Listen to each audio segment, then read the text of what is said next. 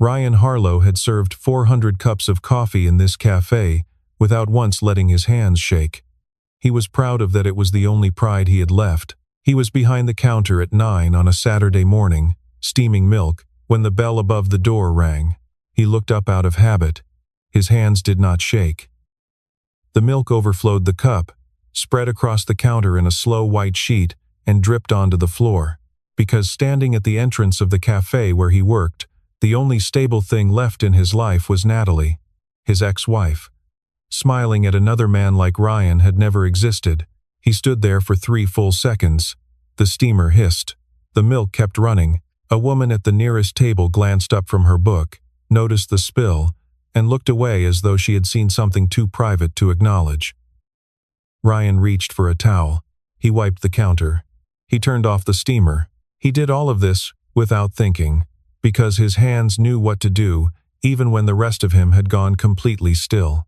2 years earlier, Ryan Harlow had been a licensed architect with a drafting table, a downtown office, and a list of projects he was proud of. He had designed a community library in West Asheville, a mixed-use building on Marymount Avenue, and a handful of residential renovations that people still stopped to photograph from the sidewalk. He had not been wealthy, but he had been building toward something. He and Natalie had bought a small house in the River Arts District, with a backyard that Owen could grow into. That was the plan. Plans, he had since learned, were just stories people told themselves before reality interrupted. The firm closed on a Tuesday in November, not slowly, not with warning, but all at once, the way a window breaks. The partners had been carrying debt for 18 months without telling anyone below them, and when the creditors finally called, there was nothing left to negotiate. Ryan came in that morning to find a notice taped to the glass door and a voicemail from the senior partner that lasted 40 seconds and explained nothing. He drove home, sat in the driveway for 20 minutes, then went inside and made Owen a grilled cheese sandwich because it was lunchtime, and Owen was 7 years old and did not need to know that his father's career had just ended between one Tuesday and the next. Natalie filed the paperwork 3 months later. She used the phrase incompatibility of lifestyle in the documents, which Ryan read twice and still could not fully translate into plain language. What he eventually understood was this: she had not signed up for starting over. She had signed up for the trajectory they were on, and when the trajectory disappeared, so did her willingness to wait for a new one. She was 33 years old, she told him quietly on the night she left, and she did not have time to wait for him to figure it out. He did not argue. He was too tired to argue, and somewhere underneath the exhaustion, he understood that she was telling the truth, just not in a way that made it hurt any less. He found the job at Maple and Ground 6 weeks after she moved out. He had applied to 11 architecture firms between Asheville and Charlotte, had 2 interviews, and received 0 offers. The market was smaller than he had remembered, and his years of experience, it turned out, were less persuasive than he needed them to be when he was competing against people 15 years younger who worked for half the salary. Sophie Callahan had posted the barista position on a local job board on a Wednesday morning, and by Wednesday afternoon, Ryan had sent a 3-sentence email and attached a resume that was, objectively, overqualified for the role by about a decade. Sophie had called him the next day. She told him later, much later, that she had almost not called because she assumed anyone with his background would last 2 weeks before something better came along and she would be back to training someone new. But she had called, and he had come in, and in the interview she had asked every applicant the same opening question: "What do you want to know about this job?" 8 of the 9 candidates had asked about hourly pay or scheduling flexibility. Ryan had asked how she sourced her single origin beans and whether she used a pressure profiling system on the espresso machine. She hired him that afternoon. That was 22 months ago. He had not told Owen where the money came from. Exactly. Owen was 7, and 7-year-olds understood that fathers went to work in the morning and came home in the evening, and that was the shape of things. Owen did not need to understand the rest of it yet. Someday, Ryan would sit across from him at the kitchen table and tell him about the Tuesday, the firm closed, and the 3 months that followed, and the apron folded on a hook at the back of a coffee shop, and maybe by then, it would be a story with a clear shape, something you could hold from one end to the other and call finished. But right now, it was still being written, and Ryan was still in the middle of it. Since then, Ryan had settled into a life that was smaller than the one he had imagined, but steadier than the wreckage he had been standing in. He lived in a 2-bedroom apartment on the east side of Asheville, in a building with thin walls and a parking lot that flooded when it rained, but which sat exactly 6 minutes from Owen's school and had a small balcony where he kept a pot of rosemary and ate breakfast on mornings when the weather was decent. He dropped Owen at Pinecrest Elementary every morning at 7:45, drove to Maple and Ground, put on the brown apron, and did his job without complaint. He was not ashamed of the work. He was ashamed of the distance between who he was and who he was still trying to get back to, but those were not the same thing, and he had learned, slowly, to hold them separately. Sophie Callahan ran Maple and Ground, the way she ran everything, with precision and without unnecessary words. She was 34 years old, lean and focused, with dark hair that she kept pulled back during service hours, and a habit of noticing things other people missed. She watched Ryan from across the cafe, without making it obvious. She watched the way he memorized regular customers' orders after 2 visits. She watched the way he handled difficult people, the man who sent back his pour-over 3 times, the woman who wanted oat milk but also wanted to complain about oat milk being a trend. He never raised his voice. He never made the customer feel stupid, even when they were. Sophie had managed enough staff over the years to know that this particular quality could not be trained. A person either had it, or they did not, and Ryan Harlow had it in a way that made her wonder what else was underneath the apron he had never asked to be wearing. Their professional relationship had its own quiet rhythm. Every morning, Sophie reviewed the shift schedule with him in 2 sentences or fewer. He confirmed. She moved on. It was the language of 2 people who understood that the work was the point, and small talk was a luxury neither of them reached for. That was all it was. Nothing more. But it was the most consistent thing in Ryan's life, and he had come to value consistency the way a man values something he did not know he needed until everything else stopped being reliable. At 9:09 on that particular Saturday, Ryan carried 2 menus to the table by the front window, the best table in the cafe, the one where the morning light came in at an angle that made everything look warmer than it was. He had been assigned that section for the morning. He approached the table, set the menus down, looked up to greet the customers, and found Natalie looking back at him. 1 second, maybe less. Her eyes met his with the flat recognition of someone who has already rehearsed this moment internally and decided on a response. Then she turned to the man beside her and said, in the same bright tone she had been using before Ryan appeared, "What are you thinking, cappuccino or flat white?" The man beside her, tall, broad-shouldered, wearing a jacket that cost more than Ryan's monthly rent, said he hadn't decided yet and reached for the menu without looking at Ryan at all. Ryan introduced himself. He said the cafe's name and asked if they had any questions about the menu. His voice came out exactly the way he needed it to, even, unhurried, professional. Natalie did not look at him again. She asked about the avocado toast in the tone of someone who had never met the person taking her order, and Ryan answered her question and wrote down what they wanted and walked back to the counter. He placed the order slip on the pass. He stood still for 4 seconds, not moving, not looking at anything in particular, just existing in the space between what had just happened and what he had to do next. Sophie was at the espresso machine 3 feet away. She looked over at him, then at the table by the window, then back at him. She said nothing. He picked up a portafilter and started the next order. Natalie's name was what he had once called the most honest sound he knew. Now it sat in his chest like something caught behind glass. 20 minutes passed. The cafe stayed busy. Ryan moved between tables with the efficiency that had become second nature, and if there was something happening behind his eyes, the customers could not see it and did not need to. He brought Natalie and the man beside her their food without incident. The man, Preston, Natalie had called him at one point, just his name dropped casually into a sentence, the way people drop the names of people they want others to notice, accepted his cappuccino without looking up from his phone. Then Preston set the phone down, looked at his cup, and raised one hand to signal Ryan from across the room. Ryan came to the table. Preston pointed at the cappuccino and said, with the particular brand of calm that belongs only to people who have never once doubted their right to complain. "This is cooler than I like it. Can you remake it?" The cup had been on the table for less than 2 minutes. Ryan knew this because he had watched the clock when he set it down, a habit he had developed to protect himself from exactly this kind of exchange. He looked at Natalie. She was looking out the window, not at Ryan, not at Preston at the street, at the cars moving past, at anything that was not this table. Ryan said he would take care of it. He picked up the cup and walked back to the counter. He remade the drink. Fresh shot. Properly steamed milk, served at 66 degrees, the way the machine was calibrated to do. He brought it back. He set it down. Preston said thank you without looking up. Ryan turned to go. Behind him, he heard Preston say to Natalie, just quietly enough to suggest he didn't particularly care whether Ryan heard, "Service is a little slow here."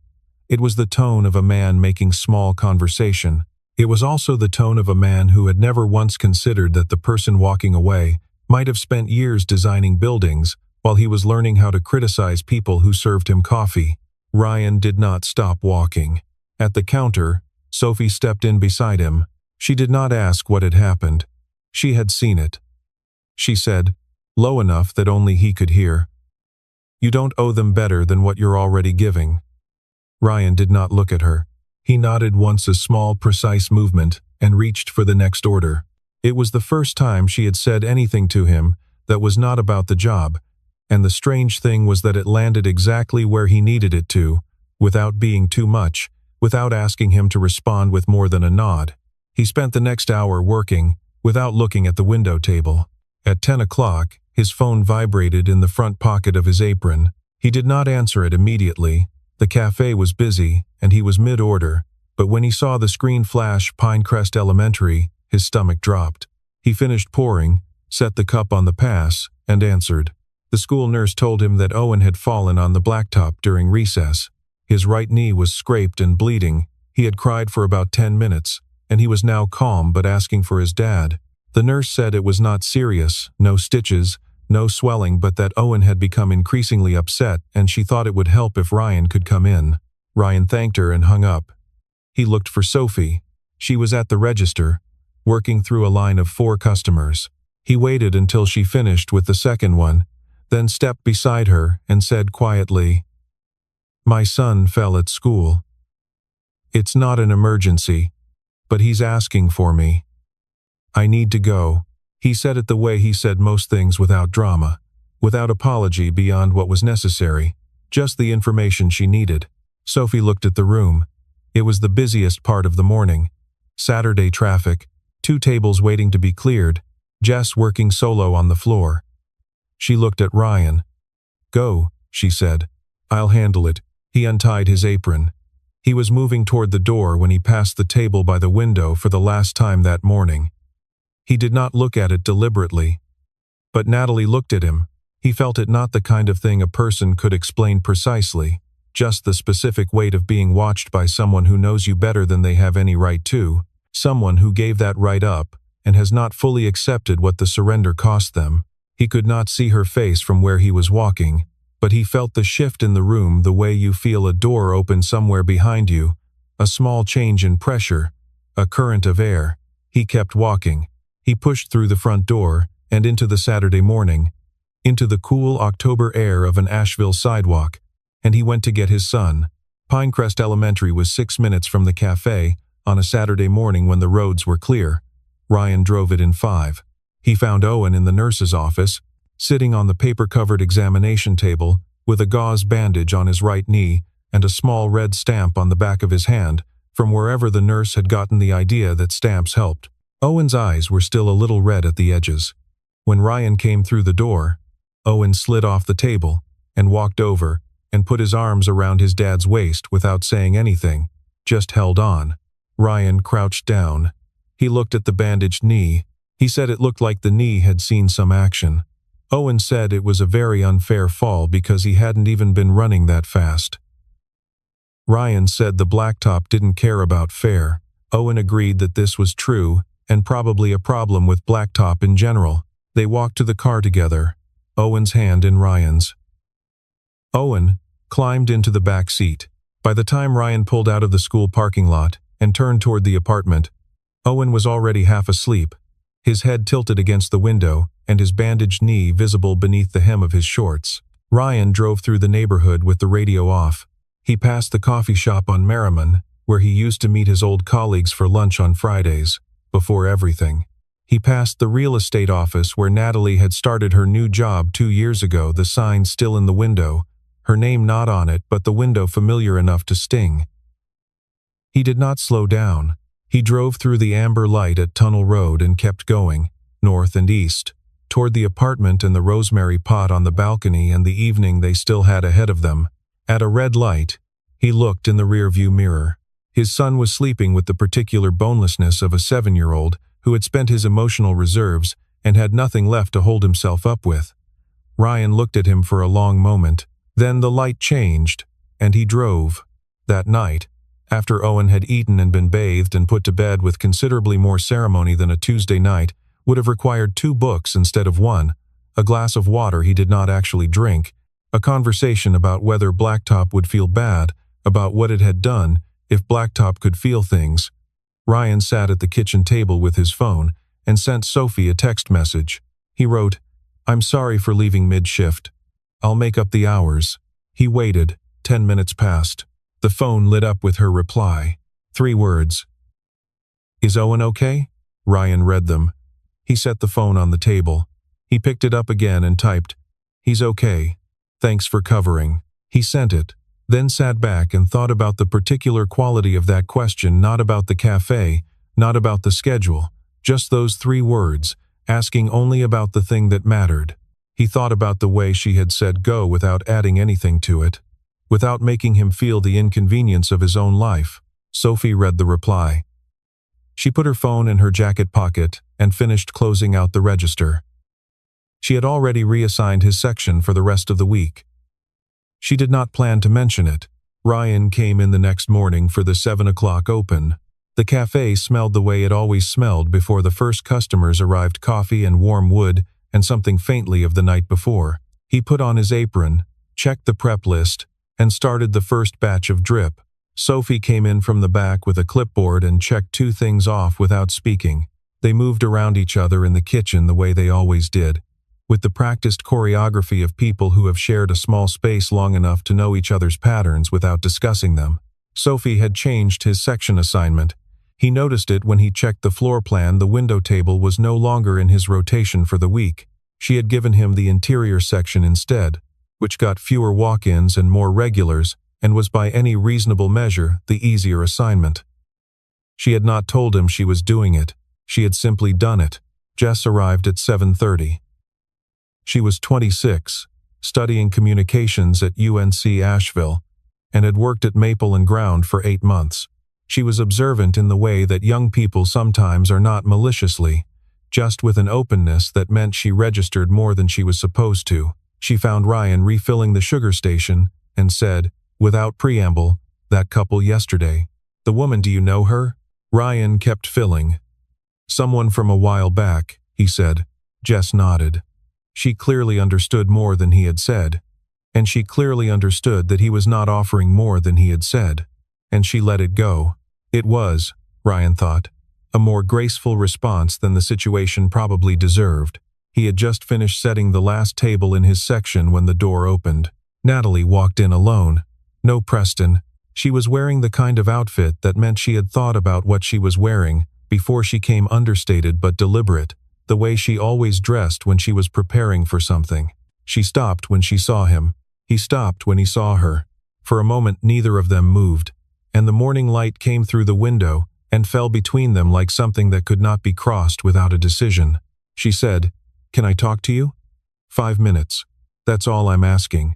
He looked at her for a moment.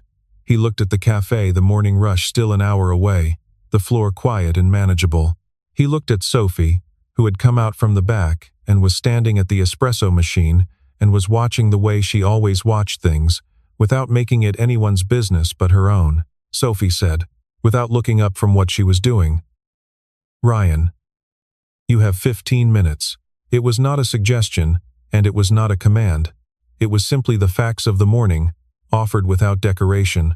She was giving him time, and calling it time, not calling it anything else. He walked to the table at the far end of the cafe, the one in the corner that nobody chose unless they wanted to be left alone, and sat down. Natalie sat across from him. She had clearly prepared what she wanted to say. He could tell because she said it in order, without pausing to search for words, the way people do when they are making things up as they go. She said that she had known, the moment she saw him behind the counter on Saturday morning, that she had made a serious mistake coming into that cafe with Preston. She said that she had not expected to see Ryan there, which was true, but she also said that even if she had, she did not know if she would have chosen differently, and that was the part she was most ashamed of. She said she had been wrong to leave when she did. She said that what she told him on the night she left, that she didn't have time to wait for him to figure it out, was something she had said out of fear, and that fear was not an excuse, but it was the truth. She said Preston had turned out to be exactly the kind of person she should have recognized from the beginning and had not. She said she missed Owen. Ryan listened to all of it. He did not interrupt. He did not nod in the way that signals agreement. He just listened the way he had learned to listen in the months after she left, when there was nobody to talk to at the end of the day, and he had gotten very good at sitting with things. When she stopped, she was looking at him with the specific openness of someone who has said everything they came to say and has now run out of script. Ryan was quiet for a moment. Then he said, softly, and without any anger in it at all, "Natalie, I don't have anything left that feels like anger toward you. I want you to know that." He paused. "But whatever it is you're looking for right now, I'm not it." He stood up. He pushed his chair back under the table with both hands. "I hope things get better for you," he said. "I mean that." He walked back to the counter. He did not look at her as he went. He did not feel the need. Sophie was pulling a shot when he came back. She did not ask anything. She did not say anything about the conversation, or about Natalie, or about whatever had just happened at the corner table. She waited for the shot to finish, tapped the grounds out, and slid a ceramic cup across the counter toward him. His coffee a long black, the way he always made it for himself on long shifts. She said, 12 minutes left on your break." He picked up the cup. He stood there for a moment, not drinking it yet, just holding the warmth of it. He said, "Thanks." It came out quieter than he intended. She was already pulling the next shot. "Don't mention it," she said.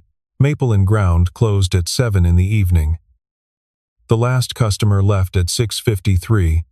A regular named Tom, who came every Saturday for a cortado, and always tipped $3 regardless of the bill. Jess wiped down the tables while Ryan stacked chairs. Sophie locked the front door, turned the sign, and sat down at the counter with the weekly reconciliation sheet.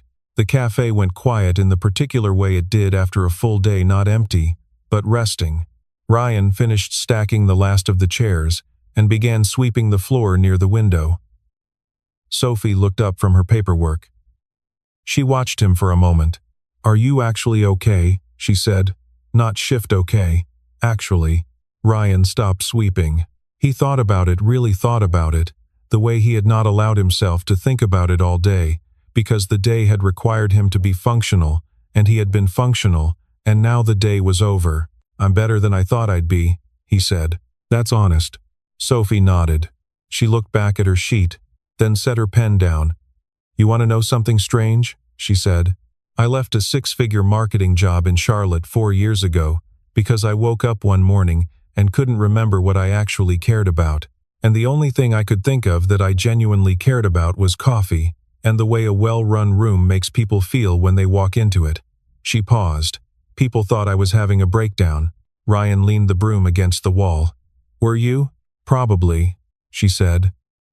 "But I got this place out of it, so." She picked up her pen. Ryan was quiet for a moment. "You built something you're proud of," he said. "I'm trying," she said. He picked up the broom again. They stayed like that for a while, her with the paperwork, him with the floor, and the silence between them was not the professional silence of two people maintaining a working boundary.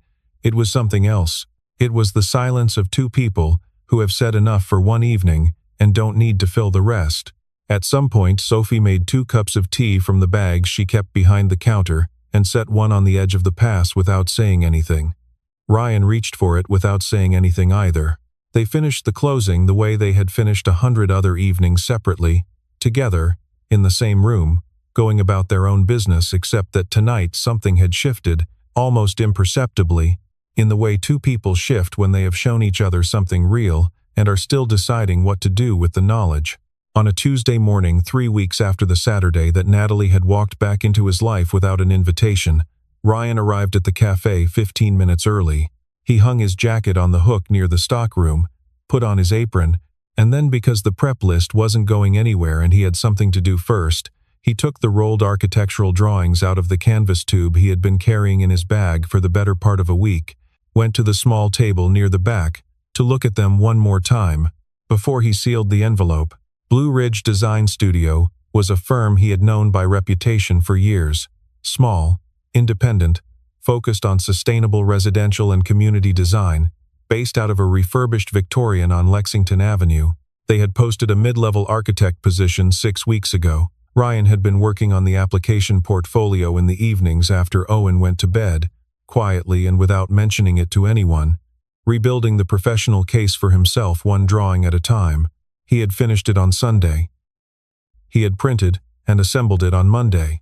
On Tuesday morning, he was going to drop it at the post office on his way to work because he had decided, some months ago, that he was not the kind of man who submitted things digitally when he had the option to hand-deliver something he had made with care. He was rolling the drawings back into the tube when Sophie came through the back door with a crate of oat milk and stopped. She looked at the drawings. She looked at Ryan. He looked back at her without explaining himself, because he had not decided yet what there was to explain. Sophie set the crate down.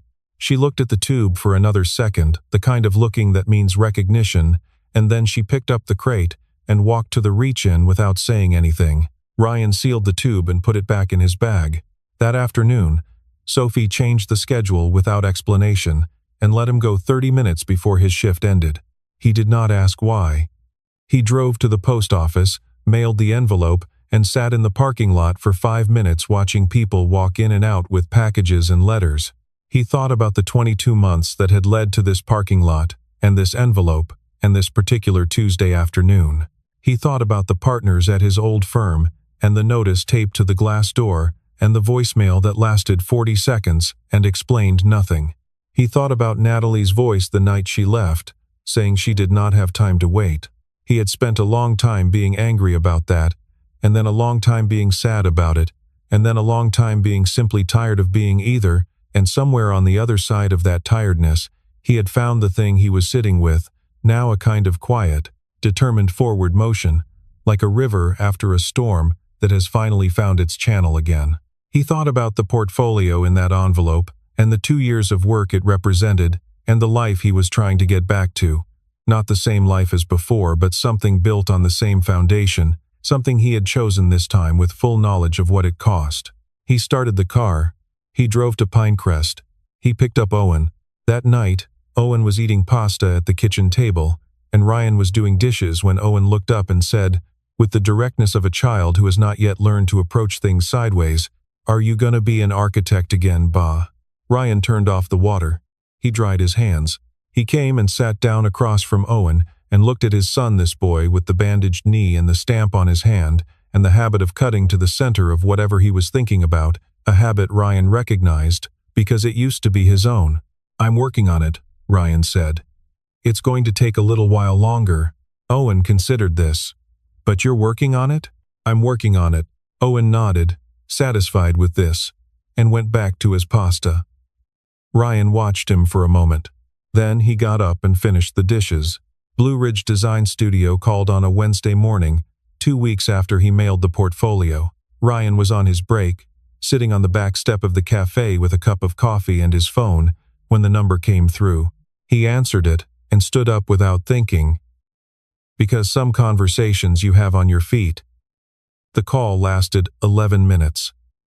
They wanted him to come in for a formal interview on Friday afternoon. He said he would be there. He thanked the person on the other end and hung up, and then he stood on the back step of Maple and Ground, in the narrow alley that smelled of coffee grounds and damp concrete, and let himself feel the specific warmth of a thing he had been working toward for a long time, finally beginning to come true. He went back inside. He finished his shift. He did not tell anyone. That night he called his mother in Brevard. She cried. He told her not to, and then he let her, because some things require exactly that. He went to the interview on Friday. He wore the good jacket he had not worn in 2 years. He brought a second copy of the portfolio in the canvas tube, and he sat across from the 2 senior partners at Blue Ridge and talked about his work the way he had not talked about it to anyone in 22 months. Specifically, confidently, with the earned authority of someone who had spent years learning what made a building worth building.